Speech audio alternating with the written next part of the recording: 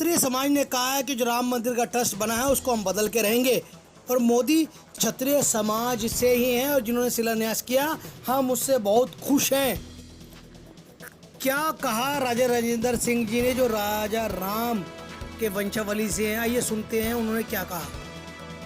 अखिल भारतीय क्षत्रिय महासभा के राष्ट्रीय अध्यक्ष हैं और कल राम जन्मभूमि जो पूजन हो चुका है और शिलान्यास हो चुका है, तो ये एक तरह से आपको लगता नहीं कि क्षत्रियों की हार है? क्योंकि आप कह रहे थे कि हम शिलान्यास नहीं होने देंगे, हम ये नहीं होने देंगे, हम अपना अलग से ट्रस्ट बनाएंगे, इस ट्रस्ट को मान्यता नहीं देंगे, लेकिन अब आपकी सारी बातें फेल होती नजर आ रही है। क्या कहना है आपका इस पे? नहीं, ये क्यों कहते हो कि फेल होता नजर आ रहा है? हम जीत गए। कैसे? हम जीत गए। हमारी लड़ाई थी कि ब्राह्मणवाद से, तो मोदी तो छत्री है, छत्री ने शिलान्यास कर दिया। अभी तो इस तरह के सारे छत्री बिछुड़े हुए छत्रियों को मैं छत्री उसमें जोड़ रहे हैं ना। अभी अर्कवंशी, नागवंशी, वो खंगार और कोहली, इस तरह के बहुत सारे छत्रियों को मैं छत्रियों में जोड़ रहा हूँ।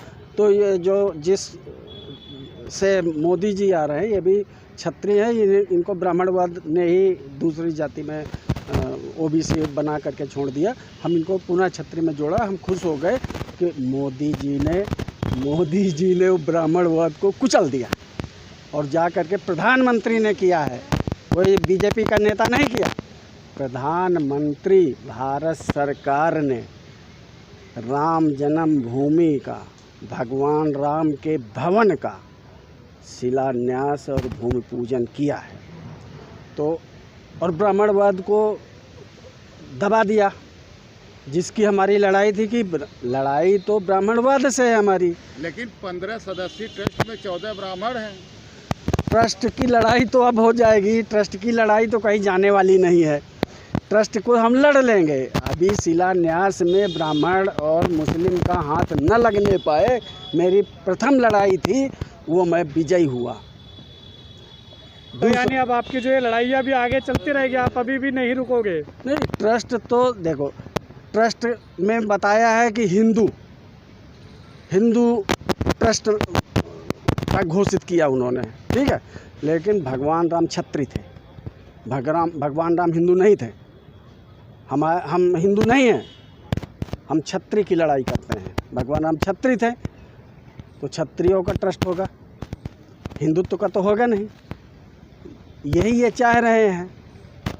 जो हिंदुत्व और छत्री में क्या फर्क समझते हैं राजा साहब? नहीं, हिंदू तो कोई धर्म ही नहीं है, छत्री अपने आप में धर्म है।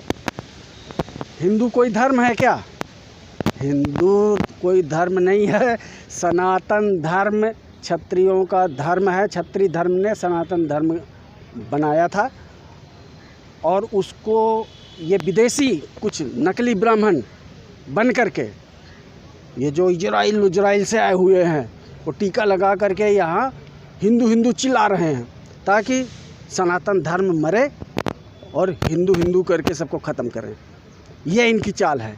इसलिए राम को भी हिंदू बोलते हैं। राम हिंदू थे, राम छत्री थे, छत्री कुल के, सूर्यवंश के छत्री थे। इसलिए हमारी जो लड़ाई है तो हम जीत गए और भगवान राम का जो भवन का शिलान्यास प्रधानमंत्री भारत सरकार ने किया है, वहाँ के राज्यपाल की मौजूदगी में। तो अब अगले कदम क्या रहेंगे? अखिल भारतीय क्षत्रिय महासभा क्या करने वाली है? क्या अभी वो शांत होकर बैठेगी, इंतजार करेगी सरकार के कुछ और नीतियों का, या अभी आपका कोई और रुद्र रूप देखने वाले हम? नहीं, अभी देखो, शिलान्यास तो हम सबसे ज़्यादा श्रेय देते हैं राम जन्मभूमि का। 1986 में जब पूर्व प्रधानमंत्री, भारत रत्न, राम भक्त राजीव गांधी ने ताला खुलवाया वीरभद्र की नेतृत्व अगुवाई में।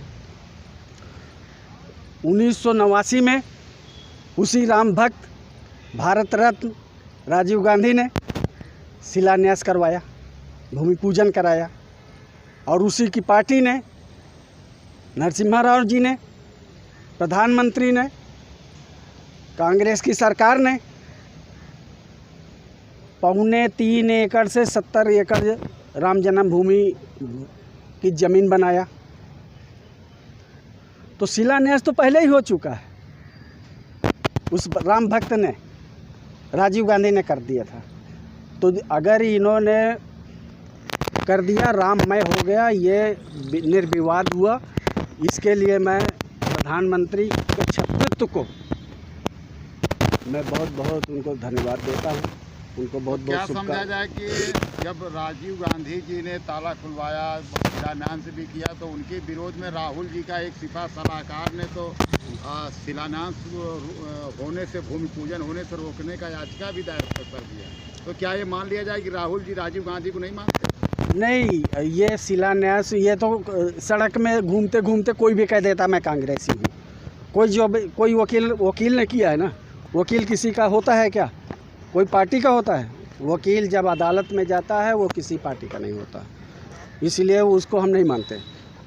सोनिया गांधी, प्रियंका गांधी, राहुल गांधी आज सोशल मीडिया पे आप देखिए कि वो राम भक्त हैं कि नहीं हैं।